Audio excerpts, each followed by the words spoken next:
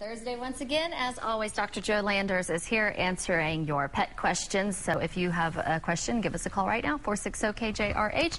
But first, we want to talk about Violet and Payway. Violet and Payway. As you can tell, these guys are significantly different in size. That's because the Violet is about 4 months and Payway is about 3 months. And someone asked me today, we were kind of kidding around up front, but we have a what do we call it, a cute, cool, eclectic collection of cats and kittens. Hey, you did it. Little Good tongue job. twister for today. Yeah. But we have a lot of kittens right now. This is kind of kitten season. We've talked about that before, that these guys, this is kind of the time of year that they have them. But there's all sorts or whatever, but they're over at Heritage. There's also animalaid.org has a lot of kittens on there too, and there's black kittens and white kittens, and kittens sounds everywhere. like a Dr. Seuss story. So, but they're over there and animalaid.org. Let's go ahead and get to our callers. We have Shelley on the line from Tulsa. Hi, Shelley. What's your question?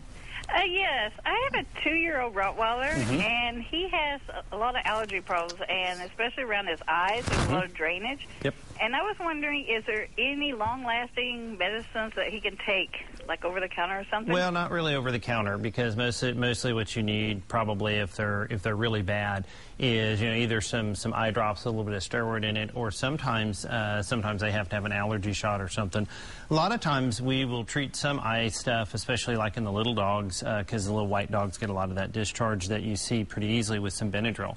But Benadryl is a milligram per pound. So basically, if your Rottweiler is 75 to 100 pounds, that's 3 to 4 of them a couple times a day. And really, diphenhydramine is a generic name. It's very, very cheap, and it's a good place to kind of start with, especially in a 2-year-old, because you have a pretty good chance of that working pretty good. Later on, it may not as well. But talk to your veterinarian, because a lot of these guys, especially if they're getting a lot of goop, we do some eye drops, and it'll be a little bit more effective for you. So. Okay. Let's get Tom on the line now. He's from Catoosa. Hi, Tom. What's your question? Yeah, good morning, Doctor. Hi. My question is, over the last year, I have a toy poodle who has gone blind from cataracts. Okay. And she has a seizure about once a month where she'll just be walking and she'll just fall and go into seizures.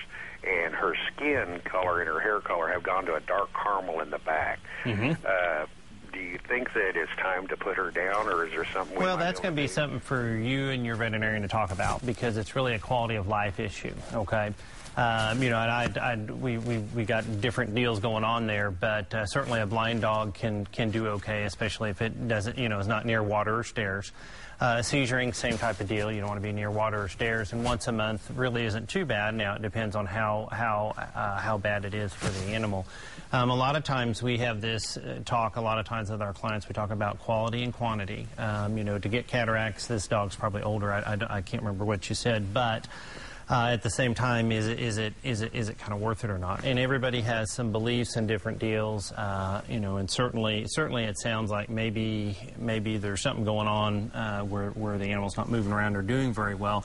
And it's a tough decision, and it's something that we don't take lightly, and we kind of talk about, and we try to figure out what's best for everybody, including the owner as well, because sometimes it's pretty distressing to watch them kind of go downhill. And nobody likes to make that decision. No, it's a tough one. Yeah. Mindy is now on the line from Tulsa. Hi, Mindy. What's your question? Yes, I was wondering, do cats at all go out of heat, like stop going in heat at all?